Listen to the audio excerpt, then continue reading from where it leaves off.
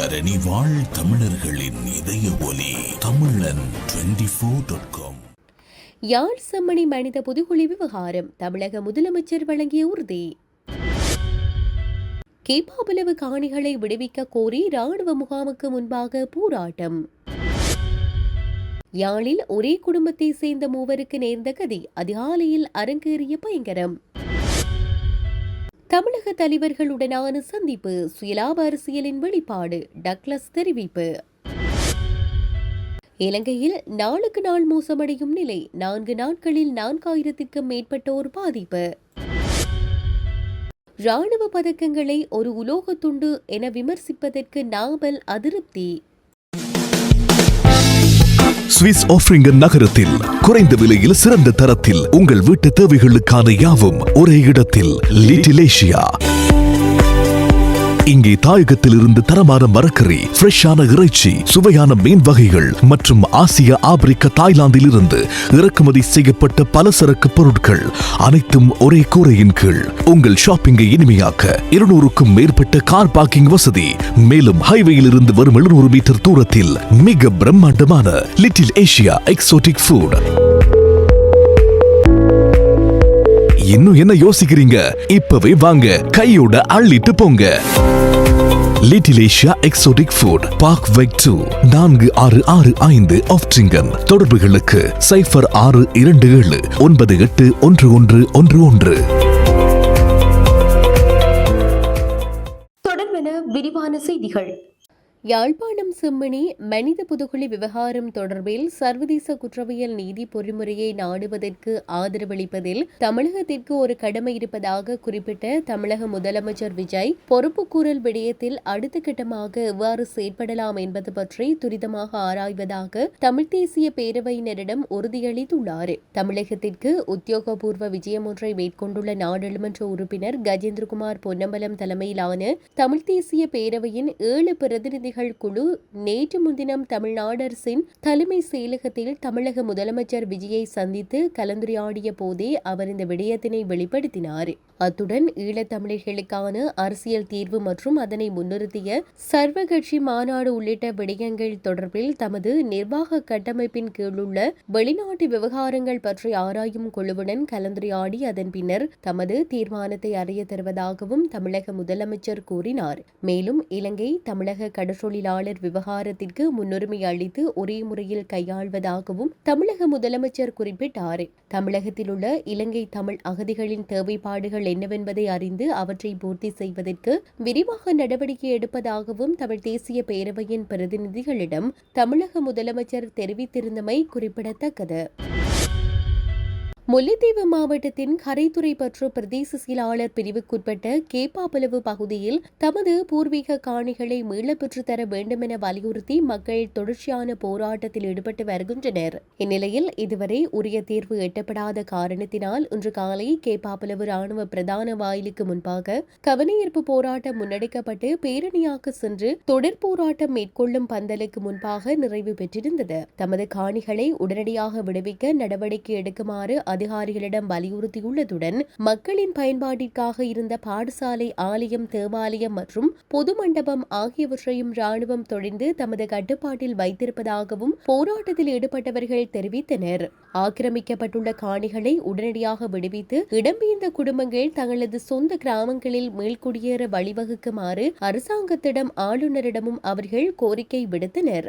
குறித்த போராட்டத்தின் போது எமது நிலம் எமது உரிமை, நிலப்பரிப்பு என்பது அப்பட்டமான மனித உரிமை மீறல், இராணுவ நிலைகளினை அரசு காணிகளும் உடனடியாக நகர்த்துங்கள், இராணுவமே வெளியேறு, எமது நிலம் எமக்கு வேண்டும், எமது வாழ்வாதாரம் எமக்கு வேண்டும், மூதாதையர் பூமி எமக்கு வேண்டும் போன்ற பல்வேறு வாசகங்கள் அடங்கிய பதாதைகளை தாங்கியவாறும் கோஷங்களை எழுப்பி போராட்டத்தில் ஈடுபட்டிருந்தனர்.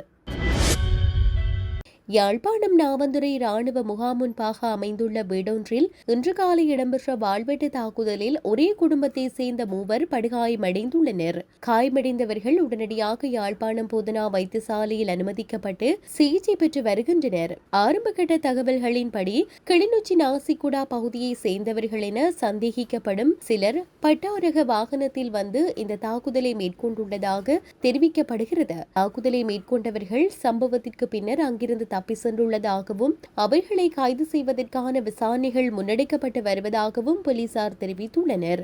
சம்பவம் தொடர்பில் யாழ்ப்பாணம் போலீசார் மேலதிக விசாரணைகளை மேற்கொண்டு வருகின்றனர். தற்போது சிலர் தமிழக தலைவர்களை சந்தித்து சர்வதேச விசாரணை சமஷ்டி என்று சுயலாப அரசியலை முன்னெடுப்பதாகவும் அவை எமது மக்களுக்கு எந்த நன்மைகளையும் பெற்றுத் தராது என ஈழமக்கள் ஜனநாயக கட்சியின் செயலாளர் நாயகம் டக்ளஸ் தேவானந்தா தெரிவித்துள்ளார். ஏபிடிபி கட்சியின் நல்லூர் பிரதேச முக்கியஸ்தர்கள் மற்றும் செயற்பாட்டாளர்களுடன் நேற்று இடம்பெற்ற கலந்துரையாடலின் போதே அவர் இந்த விடயத்தினை குறிப்பிட்டார். அங்கு அவர் மேலும் தெரிவிக்கையில், தென்னிலங்கையில் ஆட்சிக்கு வருகின்ற யாருமே தங்க தாம்பாள தட்டில் வைத்து தமிழ் மக்களுக்கான அரசியல் தீர்வை தரமாட்டார்கள். எமது அரசியல் உரிமைகளை வென்றெடுப்பதற்கான சூழலை நாமே உருவாக்க வேண்டும். ஏபிடிபி முன்வைத்த மாற்றுக் கொள்கைகளே நடைமுறைக்கு சாத்தியமானது என்பதை வரலாறு நிரூபித்துள்ளது. மாகாணங்களை அடிப்படையாக கொண்ட அதிகார பகிர்வை வலுப்படுத்தி முழுமையாக நடைமுறைப்படுத்த வேண்டும். அதற்கே இந்தியாவின் அனுசரணையும் இருக்கும். ஆனால் தற்போது சிலர் தமிழக தலைவர்களை சந்தித்து சர்வதேச விசாரணை சமஷ்டி என்று சுயலாப அரசியலை முன்னெடுக்கின்றனர். அவை எமது மக்களுக்கு எந்த நன்மைகளையும் பெற்றுத்தராது. மாகாண சபையில் இருந்து ஆரம்பித்து மத்தியில் கூட்டாட்சி, மாநிலத்தில் சுயாட்சி என்ற இலக்கினை நோக்கி பயணிப்பதே எமது இலக்கு என்பதை தொடர்ச்சியாக வலியுறுத்தி வருகின்றோம். இதனை அனைத்து தமிழ் தரப்பினரும் தற்போது வலியுறுத்தி வருகின்றனர். இவ்வாறான உண்மைகளும் எமது அரசியல் வேலை திட்டங்களும் சரியான முறையில் மக்கள் மத்தியில் எடுத்து செல்லப்படாமையும் எமது அரசியல் பின்னடைவுகளுக்கு காரணமாக அமைந்துள்ளது. எனவே எமது அரசியல் கொள்கைகளும் வேலை திட்டங்களும் சாத்தியமான அனைத்து வழிமுறைகளாக மக்கள் மத்தியில் எடுத்து செல்லப்பட வேண்டும் என தெரிவித்தார். இந்த வருடத்தின் இதுவரையான காலப்பகுதியில் பதிவாகியுள்ள டெங்கு நோயாளர்களின் எண்ணிக்கை 59,000 கடந்துள்ளது. ஜூலை மாதத்தில் கடந்த 4 நாட்களில் மாத்திரம் 4,251 டெங்கு நோயாளர்கள் பதிவாகியுள்ளனர். இதற்கமைய வருடத்தின் இதுவரையான காலப்பகுதியில் பதிவாகியுள்ள மொத்த டெங்கு நோயாளர்களின் எண்ணிக்கை 59,638 ஆகும் என தேசிய டெங்கு ஒழிப்பு பிரிவு தெரிவித்துள்ளது. இவர்களில் அதிகளவான நோயாளர்கள் கடந்த ஜூன் மாதத்திலேயே பதிவாகியுள்ளதுடன் அந்த நோயாளர்களின் எண்ணிக்கை 21,546 ஆகும். இதேவேளை அதிகளவான டெங்கு நோயாளர்கள் மேல் மாகாணத்திலேயே பதிவாகியுள்ளதுடன் இதற்கமைய அந்த மாகாணத்திலிருந்து 31,249 நோயாளர்கள் பதிவாகியுள்ளனர். இதற்கு மேலதிகமாக தென் மாகாணத்தில் 9,507 நோயாளர்களும், சப்ரகமுவ மாகாணத்தில் 5,172 நோயாளர்களும் இனங்காணப்பட்டுள்ளனர். ராணுவ பதக்கங்களை ஒரு உலோக துண்டு என்று வர்ணிக்கும் சமீபத்திய கருத்துக்களை நாடாளுமன்ற உறுப்பினர் நாமல் ராஜபக்ஷ விமர்சித்துள்ளார். இத்தகைய கருத்துக்கள் இலங்கையின் போர் வீரர்களின் தியாகங்களையும் சாதனைகளையும் குறைத்து மதிப்பிடுவதாக அவர் கூறினார். மாத்தறை கொட்டப்புலவில் நடைபெற்ற ஒரு பொதுக்கூட்டத்தில் பேசிய ராஜபக்ஷ, ஆயுதப்படைகளின் உறுப்பினர்கள் பெறும் பதக்கங்கள் அவர்களின் தைரியம், தியாகம் மற்றும் சேவைகளை பிரதிபலிக்கின்றன என்றும் அவை மரியாதையுடன் நடத்தப்பட வேண்டும் என்றும் தெரிவித்தார். வீரர்கள் தங்கள் பிள்ளைகளுக்கும் பேரப்பிள்ளைகளுக்கும் பெருமையுடன் காட்டும் ஒரு பதக்கத்தை வெறும் உலோகத்துண்டு என்று குறிப்பிடுவது வெட்கக்கேடானது என்று கூறிய அவர், இத்தகைய கூற்றுக்கள் ராணுவ வீரர்கள் செய்த தியாகங்களையும் புறக்கணிக்கின்றன என்றும் குறிப்பிட்டார். முன்னாள் பாதுகாப்பு அதிகாரிகளுக்கு எதிராக சட்ட நடவடிக்கை எடுக்கும் அதேவேளையில் அரசாங்கம் போர் வீரர்களை அவமதித்து வருவதாகவும் ராஜபக்ஷ குற்றம் சாட்டினார். ஆயுதப்படைகளின் உறுப்பினர்களுக்கு வழங்கப்படும் கண்ணியத்தையும் அங்கீகாரத்தையும் குறைக்கும் முயற்சி உள்ளதாக என்றும் அவர் கேள்வி எழுப்பினார்.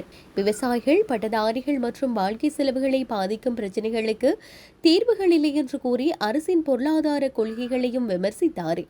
மேலும் முந்தைய அரசுகளால் தொடங்கப்பட்ட முக்கிய உட்கட்டமைப்பு திட்டங்களின் பலன்களை முழுமையாக பயன்படுத்த தவறியதாக அவர் அரசின் மீது குற்றம் சாட்டினார். அத்துடன் எதிர்க்கட்சிக்கு ஆதரவாக பொதுமக்கள் ஒன்றிணைய வேண்டும் என்றும் அவர் அழைப்பு விடுத்தார்.